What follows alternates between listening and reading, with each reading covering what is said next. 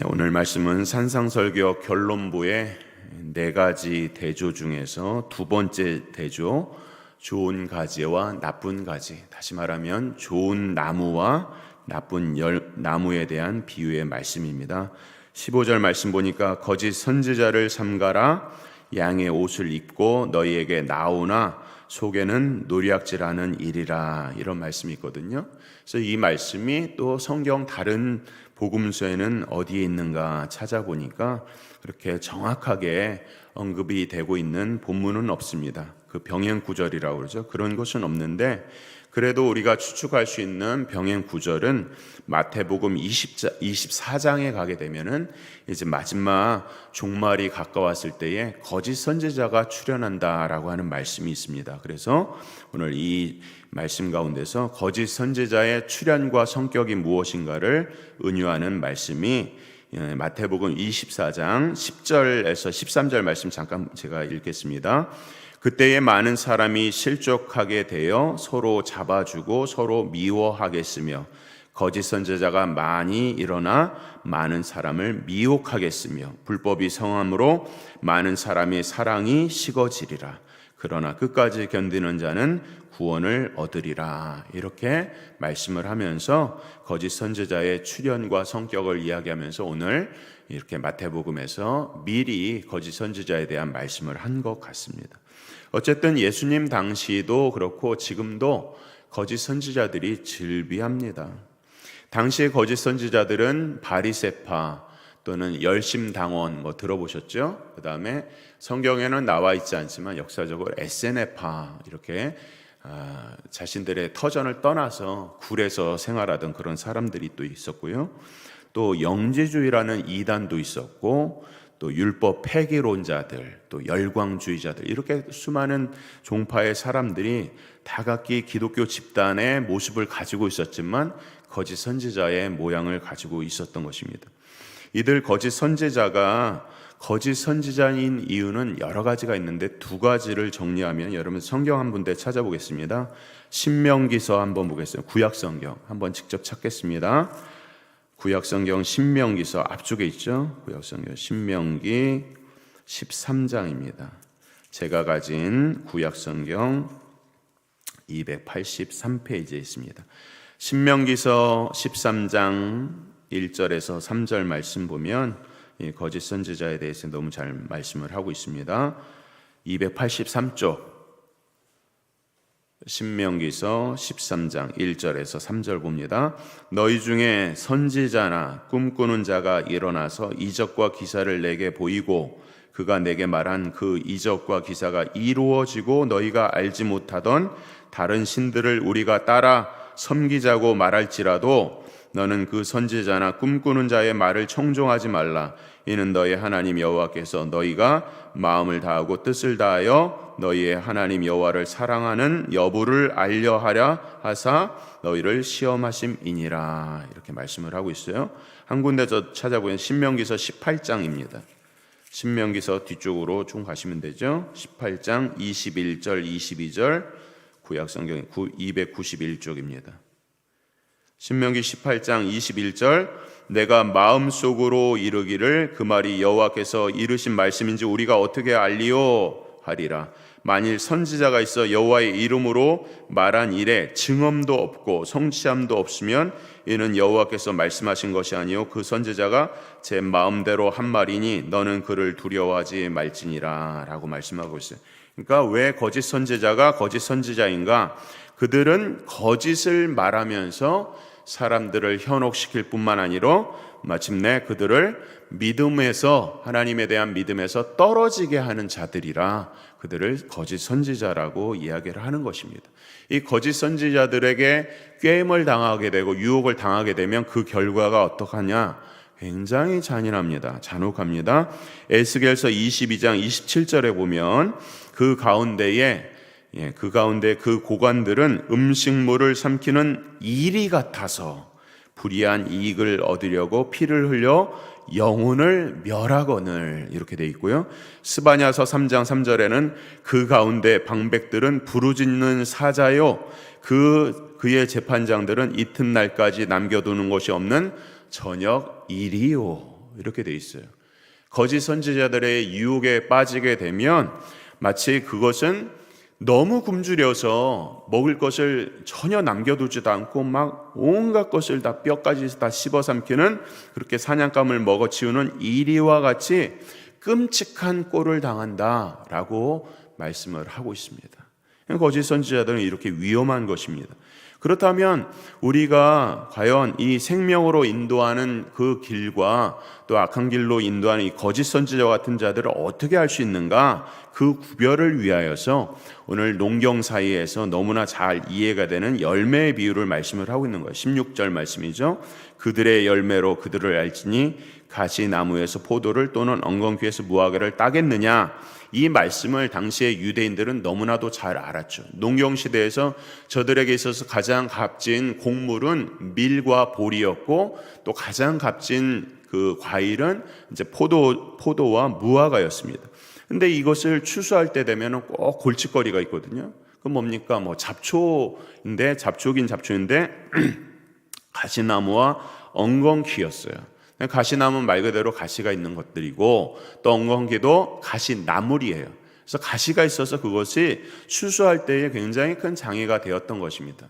그래서 농경사에서 열매를 맺고 수확하는 것은 축복 중에 축복인데, 물론 그런 엉겅퀴와 가시나무에 그렇게 포도나무라든지 무화과가 풍성하게 열리지도 않겠지만, 만약에 포도나무와 이 무화과가 있는데 가시나무와 엉겅퀴가 있다면 포도를 수확하고 무화과를 수확하는데 장애가 돼서 가시에 찔리게 되니까 풍성한 수확이 될 수가 없고, 그래서 결론적으로 그것은 축복이 될 수 없다는 것입니다. 너무나도 당연한 비유의 말씀을 하고 있는 것입니다. 그래서 16절에 그렇게 말씀하고 난 다음에 17절에 이와 같이 좋은 나무마다 아름다운 열매를 맺고 못된 나무가 나쁜 열매를 맺는다라고 하는 이런 상관관계를 당연히 이야기하고, 18절에는 또 역적 관계를 말하는, 좋은 나무가 나쁜 열매를 맺을 수 없고 못된 나무가 아름다운 열매를 맺을 수 없다. 너무나 당연한 결과겠죠. 그래서 그 결과가 뭐냐? 심판이 뭡니까? 19절에 아름다운 열매를 맺지 않은 나무마다 찍혀 불에 던져지느니라.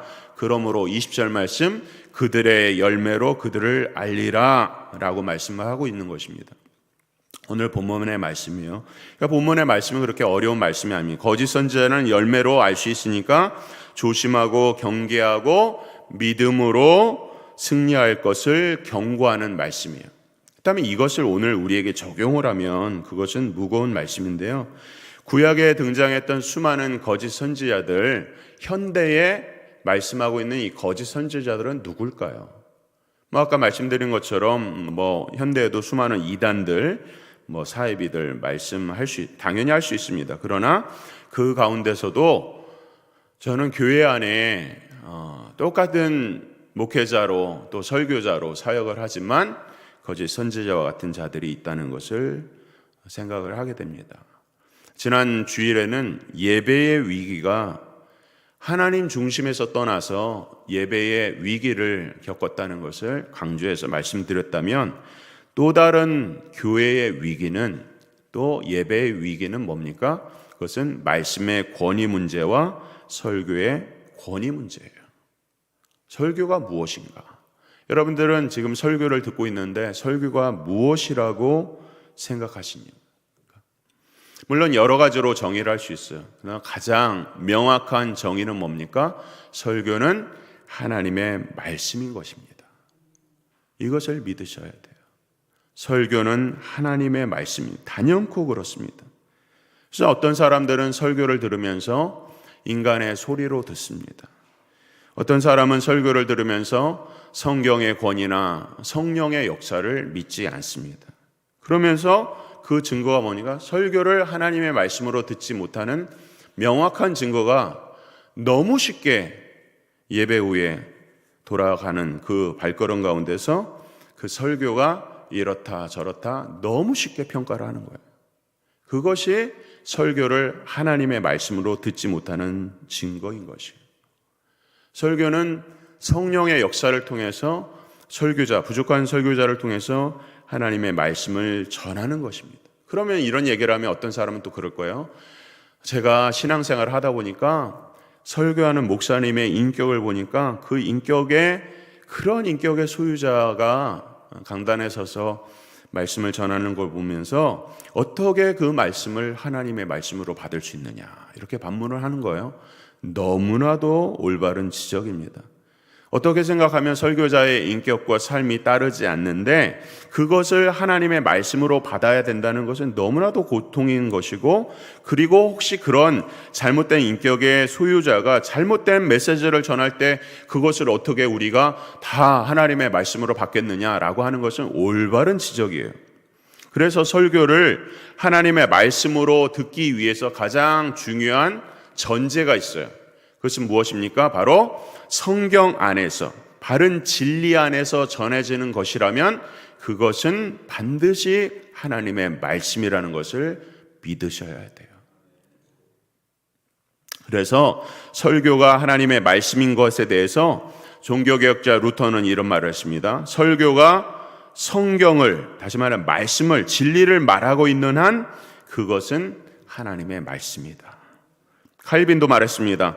설교는 성경의 종속적인 권위를 가지고 있다. 왜냐하면 설교가 성경의 진리에 기초하고 있기 때문이다. 설교가 성경을 설교하고 있는 한 하나님의 말씀의 권위를 가진다는 것은 명백하다.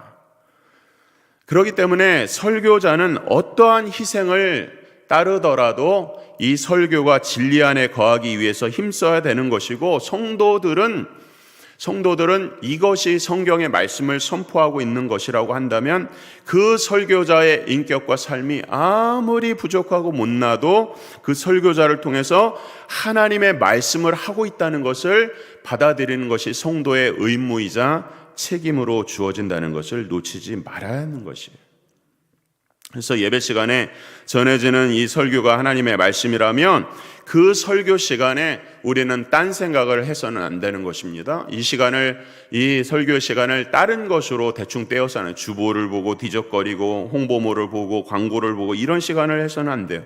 설교 시간에 졸아서도 안 됩니다. 왜 그렇습니까? 설교가 하나님의 말씀이기 때문에 그래요. 그래서 유명한 일화가 있습니다. 이 미국의 대각선 운동 때에 조지 휘필드라고 하는 설교자가 있었어요. 어마어마한 설교자였습니다. 예? 그는 자신의 3년이라고 하는 어떤 공백 기간에 자그마치 250편의 설교, 부흥 설교를 준비를 했어요. 그래서 설교를 하니까 이 말씀이 퍼지는 곳곳마다 엄청난 부흥이 일어났는데, 한 번은 설교를 하고 있는데 회중이 앞에서 졸고 있는 거야. 꾸벅꾸벅 졸고 있는 것입니다. 그래서 이 설교의 끝자락에 끝까지 졸고 있는 그 회중에게 휘필드가 내려갑니다. 내려가서 이런 말을 했어요. 당신이 졸고 있습니까? 만약에 이 말이 휘필드 내 자신의 말이라면 주무셔도 좋습니다만 하나님이 말씀하시는데 어떻게 졸 수 있습니까? 이러고서 다시 강단에 올라와서 설교를 마무리했어요. 그리고 난 다음에 그 졸음에서 번뜩 정신이 나서 깬 사람은 자신의 일생일대에 최대의 은혜를 받았다고 말하는 그런 일화가 있습니다. 만약에 오늘 설교를 하고 있다고 누군가가 졸고 있는데 설교자가 내려가서 그런 말을 한다 그러면 그 사람은 일생일대의 은혜를 받을 것인가, 아니면 일생일대의 시험에 빠질 것인가, 우리를 돌아보게 하는 것이죠. 얼마나 성숙한 대화였어요. 오늘 설교자들을 역시 강력한 죄에 대한 메시지가 없고 그저 사람의 마음을 그냥 감상적인 이론적인 이야기하고 분위기 맞추는 그런 설교를 하는 사람들 많이 있습니다. 사람의 마음을 편하기 위해서 그저 복받을 것이다, 복받을 것이다, 현세적인 기복신앙을 말하는 슬픈 현실이 있는 거야. 이 부분에 대해서 김남준 목사라고 하는 분은 이런 말을 했습니다. 설교자란 누구인가? 이 말을 했어요. 그리스도의 영광을 위하여 의롭고 공평한 길을 걸어가기 위하여 보냄을 받은 사람, 그에게는 호위병도 없고 자신을 보호할 무기도 없습니다. 고난을 당하며 견디고 시련이 오면 인내해야 합니다. 그러나 그에게는 오직 한 가지가 있습니다. 교인을 향한 하나님의 음성입니다. 지금 제가 드리고 싶은 말씀은, 진정한 설교자는 이 말씀 전하는 복음 선포를 위해서 일생일대의 자기의 삶을 전생애를 바친 사람들이에요. 그들은 설교를 위해서 목숨을 건 사람들이에요. 목사의 가장 중요한 책무는 행정도 아니고 전도도 아니고 신방도 아니에요. 무엇보다도 설교인 것입니다. 그런 사실을 알고 우리 성도들도 설교자를 위해서 기도해야 돼요. 주일날 드리는 이 공중 회중 기도의 가장 중요한 것은 설교를 위한 기도예요. 모든 예배와 찬양과 기도의 모든 중심이 말씀이고, 이 주일 예배의 가장 중요한 시간이 설교예요. 그래서 설교와 설교자를 위하여 기도하는 것처럼 중요한 게 없어요.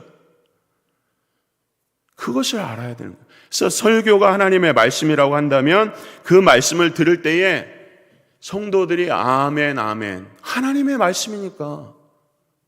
인간의 말로 들으면 좀 고상한 말을 하는구나, 그렇게 지나갈 수 있는 것이지만, 이것이 정말 하나님의 말씀이라고 믿는다면 우리는 우리 자신의 감정을, 우리 자신의 어떤 낙담과 디프레션을 뒤로 하고 하나님의 말씀이 선포될 때에 아멘, 아멘 하면서 화답하면서 그 말씀대로 살고자 힘을 쓰고 노력하고 고백하는 것이 진정한 성도의 자세와 태도가 되어야 되는 것입니다. 그리고 마침내 그 설교가 부족해도 마침내 하나님께서 그 설교를 통해서 일을 하시고 역사를 하셔서 하나님께서 우리의 예배를 바르게 설 것이고, 진리가 바르게 세워지면 우리의 예배 가운데 악한 이리가 틈타지 않게 되는 거야. 그런 것들 한번 생각해 보세요. 교회 안에 교회 안에 예배 안에 예전에 얼마나 한국교회 신천지가 틈탔습니까? 교회가 진리 안에 바르게 서지 못하니까 신천지가 들어온지도 몰라가지고, 뭐라 그러니까 산옮기기라고 그러죠. 조그만 교회 들어가서 신천지가 성도들이 막 10수명밖에 안 되니까 10수명이 들어가서 산을 옮기는 거예요.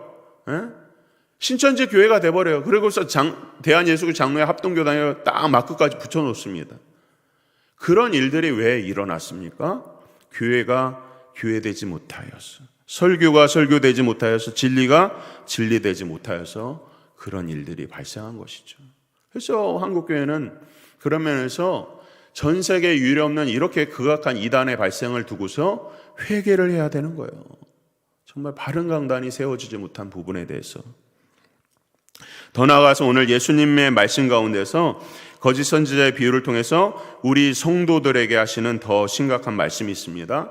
우리 성도들의 신분은 하나님의 자녀입니다. 우리가 예수님을 믿고 중생을 받아서 하나님의 자녀가 되었어요. 그래서 우리가 진정으로 하나님을 믿는 자녀라면 회개하고 그에 합당한 열매를 맺어야 되는 거예요. 누가복음 6장 45절에 보면 선한 사람은 마음에 쌓은 선에서 선을 내고 악한 자는 그 쌓은 악에서 악을 내나니 이는 마음에 가득한 것을 입으로 말함이니라 라고 말씀을 하고 있고요. 야고보서 2장 18절은 어떤 사람은 말하기를 너는 믿음에 있고 나는 행함에 있으니 행함이 없는 내 믿음을 내게 보이라. 나는 행함으로써 내 믿음을 내게 보이리라 라고 하면서 믿음의 열매는 말과 행실에 있어서 보여져야 되는 것. 그래서 열매로 알 수 있다는 말씀이 바로 우리 성도들에게 진정한 회심의 열매와 회개의 열매를 맺었느냐를 말씀을 하고 있는 것이죠. 그런데 만약에 우리가 말과 행실이 믿는 사람으로서 그것을 따르지 못한다면 두렵건대 우리는 우리의 삶을 돌아봐야 돼. 내가 정말 예수님을 믿으면서 회심의 경험이 있는가? 나의 그 깊은 죄, 어려서부터 지은 죄로부터 내가 기억나지도 못한 모든 죄에 대해서 정말 심각하게 고통을 당하면서 정말 하나님을 만난 그 회심의 경험이 있는가를 돌아봐야 되고, 내가 정말 그런 회심과 회개의 경험이 없다고 그러면 내가 어떠한 죄를 지었는지 하나님 앞에서 깨달을 수 있는 은혜를 구하고 구해야 되는 것입니다. 더 중요한 것은 무엇이냐? 내가 정말 하나님 앞에서 산다고 하면서 내가 죄를 회개하는데 그 회개가 피상적 회개가 되어서 그냥 말로는 회개를 하는데 내 마음의 중심에 진짜 회개가 일어나지 않는 그러한 형식적인 피상적인 회개가 없는지를 또한 돌아봐야 되는 거예요. 왜 그러냐면 우리가 생각하는 것보다 훨씬 더 죄의 무게와 죄의 권세는 심각하다는 것입니다. 죄의 문제는 그렇게 단순하지 않아요. 우리가 생각할 때 어떤 사람들은 그렇습니다. 죄라고 하는 것은 그저 다른 사람에게 피해를 주고 그냥 남을 못되게 하는 것이 죄다 이렇게 생각을 하는 거예요. 그러면 나는 다른 사람에게 피해를 주지 않고 돕고 선행을 하기 때문에 죄를 짓지 않는다고 생각을 합니다. 예수님 믿지 않는 가정의 남편 아내들 그런 말을 자주 해요. 나는 법이 없어도 사는 사람이야. 철학을 하고 윤리를 한 사람들이 예수 믿기가 어려워요. 자기가 도덕적이라고 생각하는 거예요. 그래서 죄를 짓지 않았다고 생각하는 거예요. 그러나 그렇지가 않은 거예요. 죄라고 하는 것은 무엇이 죄냐? 내가 도둑질을 하지 않고 거짓말을 하지 않는다고 그것이 죄가 아닌 것이 아니라 그 거짓말을 하지 말라고 하신 하나님의 명령을 어긴 것 자체가 죄인 거예요. 그래서 하나님의 명령을 어겨서 죄고, 그래서 죄를 져서 그 결과가 또 죄의 악이 되는 것이죠. 그러니까 가장 궁극적인 죄가 뭡니까? 예수님 믿지 않는 사람들의 가장 궁극적인 죄는 자기를 창조하고 구원하시기 위해서 예수 그리스도를 보내주신 그 구원의 은혜를 저버린 죄가 가장 극악한 죄인 거예요. 예수님 믿지 않는 죄. 그게 진짜 죄라는 거예요. 자기가 남들보다 더 도덕적으로 살고 윤리적으로 산다고 해서 죄를 짓지 않은 것이 아니라 하나님을 믿지 않으면 그것처럼 못된 죄가 없다는 거예요. 자기 아버지를 잃어버리고 자기 아버지를 섬기지 않으면서 그저 다른 사람에게 나가서 수재 이민들한테 봉사하고 가난한 사람들에게 봉사한다고 그것을 누가 효자라고 합니까? 그렇지 않는 것과 마찬가지입니다. 마찬가지로 오늘 우리의 죄라고 하는 것은 아담의 범죄로부터 우리가 태어날 때부터 죄를 가지고 있어요. 어린 아이들이 무슨 죄가 있어서 태어나서 일찍 죽는 아이들 있죠. 태중에서 죽는 아이들 있죠. 그 아이들은 무슨 죄를 졌습니까? 우리는 알 수 없어요. 그러나 죽는 것을 보건대 그 모든 사람들은 모태중에서부터 태어날 때 모든 사람들이 다 태어나서 죽는 것을 보니까 죄의 삭은 사망이라고 성경에서 말씀한 것처럼 모든 사람은 어린아이조차도 다 죄인이라는 것을 알게 되는 것이죠. 그 죄질은 우리가 생각하는 것보다 훨씬 나쁩니다. 우리는 죄라고 하는 것은 그냥 가만히 내버려두면 우리가 선한 사람이 돼서 나쁜 짓 하지 않고 아이들도 선하게 자랄 것이라고 생각하지만 전혀 그렇지 않습니다. 우리의 죄질은 우리의 심령 가운데 뿌리 깊게 자리 잡고 있어요. 그래서 보통 때는 죄를 짓지 않다가 어떤 기회만 발생하면 남들이 알아보지 못하고 남들에게 표시가 나지 않고 내가 가지고 있는 것을 빼앗기지 않는다고 하면 어떤 기회와 환경만 주어지면 우리는 언제든지 죄를 지을 수 있는 죄질이 있는 사람이에요. 그것뿐만 아니라 악한 사탄은 우리의 연약함을 너무나도 잘 알기 때문에 우리가 허망한 상태에 빠지도록 노력하는 거예요. 그래서 은혜가 충만할 때에 죄를 짓기가 좋고 우리가 이렇게 살아야겠다고 결단을 할 때에 죄 지기가 좋은 거예요. 죄라고 하는 것은 언제나 우리 앞에 웅크려 있는 이리와 같이 웅크리고 있어서 죄가 틈을 타고 있다고 성경은 우리에게 말씀하고 있는 것입니다. 그래서 이러한 죄성을 생각하고 죄질을 생각할 때에 우리가 얼마나 절망적인 것을 깨달아야 우리는 비로소 하나님의 은혜를 깨달을 수 있는 거야. 만약에 우리가 죄질이 정말 우리가 생각하는 것보다 나쁘지 않고 죄의 악이 그렇게 절망적이지 않다고 한다면 우리에게 예수 그리스도가 뭐가 필요가 있겠어요? 예수님이 우리를 위해서 죽으시고 부활하실 이유가 뭐가 있겠어요? 우리 스스로 조금 더 좋은 사람이 될 수 있는데 그런 가능성이 있는데 이 땅에 예수님이 오실 이유가 뭐가 있겠어요? 인간으로서는 절망이라는 거예요. 우리 힘으로서는 할 수 없기 때문에 우리를 창조하시고 우리를 구속하시기 위해서 예수님께서 이 땅에 친히 오셔서 십자가를 지셔서 모든 죄의 본성과 죄질과 죄의 견세를 멸망시키시고 우리를 마침내 하나님의 자녀 삼으셨다고 하는 것이 바로 복음이 아닙니까? 그러므로 오늘 산상설교를 마무리하는 가운데서 이러한 위대한 하나님의 말씀을 우리가 어떻게 지킬 수 있을까? 그렇게 생각이 들 때에 우리가 정말 하나님의 말씀을 바르게 받은 사람이라면 이 말씀을 내가 이것을 지킬 수 없어서 절망에 빠지는 자리에 가는 게 아니라 내가 이것을 지킬 수 없는 절망이 있지만 그러나 나를 사랑하시고 우리를 붙잡고 계시는 하나님을 바라봄으로 그분 앞에 나가서 감히 내가 이렇게 하나님의 온전하신 같이 너희도 온전하라고 하는 이 말씀을 감히 내가 그렇게 살기를 원합니다 라고 나아가는 거예요. 그것이 바로 하나님의 은혜이고 우리를 향한 하나님의 믿음이라고 오늘 우리에게 말씀을 하고 있는 것입니다. 사랑하는 성도 여러분, 구원이라고 하는 것은 이 자리에 우리가 구원받아서 하나님을 예배하고 있지 않습니까? 구원이라고 하는 것은 단순하게 죽음에서 생명으로 옮겨진 것을 누리게 하기 위해서만 우리를 구원하신 것이 아니에요. 구원이라고 하는 것은 우리가 하나님의 자녀답게 살기 위해서, 하나님의 온전하신 같이 우리도 온전하라, 하나님의 자녀답게 살게 하기 위해서 우리를 구원하신 그 하나님의 요구와 특권이 그 안에 있는 것이. 그래서 우리는 덜 익은 냄새라든지 강도의 굴혈과 같은 그런 냄새가 더 이상 나는 존재들이 아니에요. 왜? 하나님의 자녀로서 우리의 본질이 바뀌었기 때문에 그런 것입니다. 그렇기 때문에 우리의 말과 행실이 온전해야 되고 아름다운 열매를 맺어야 되는 거예요. 직분자는 직분자대로, 사명자면 사명자대로 그에 합당한 삶을 살도록 하는 것이 우리 성도의 본분이고 자세이고 태도인데, 만약에 우리가 그런 열매를 맺지 못한다면 두 가지로 정리됩니다. 하나는 변화는 됐는데, 본질을 맡겼는데, 회심은 했는데 온전하게 되지 못하는, 아직은 그런 과정을 겪고 있는 사람일 수가 있고, 두 번째가 안타까운데, 두 번째는 아직도 피상적으로 하나님을 만나서 진정한 회심과 회개를 하지 못하였기 때문에 그래요. 둘 중에 하나예요. 우리는 어디 편에 속한 것인가? 오늘 거짓 선지자의 비유를 통해서 나는 어떤 삶을 살고 있고 또는 나는 어떤 열매를 맺고 있는가, 내가 맺은 열매는 무엇인가 오늘 돌아보라고 말씀합니다. 그러면서 이 열매를 돌아보면서 내가 부족한 것이 있으면 또는 열매가 잘못 맺히고 있는 것이 있다면 그것으로 낙망하고 좌절하지 말고, 오늘 뭐라고 합니까? 하나님께서 구하고 찾고 두드리라.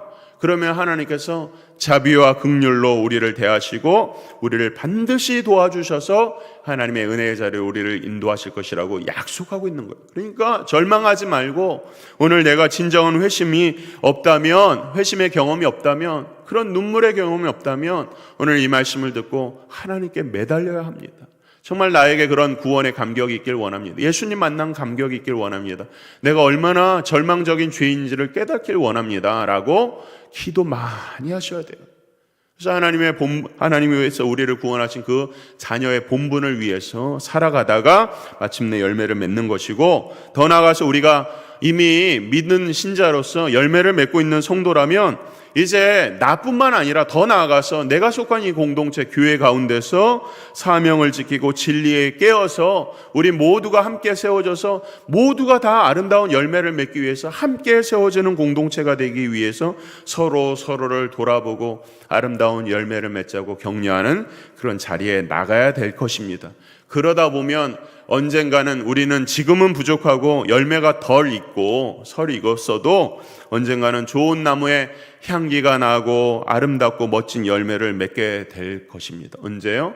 내가 지금 살아가는 현장 가운데 하나님이 주실 수도 있고, 또는 그렇지 않다면 천국에서 그런 경험을 하게 될 것입니다. 이런 믿음을 가지고 오늘 이 말씀 가운데 믿음으로 하나님 앞에서 살도록 결단하고 자기 자신이 어떤 열매를 맺고 있는지 돌아보는 경건한 하루가 되기를 주의 이름으로 축원합니다.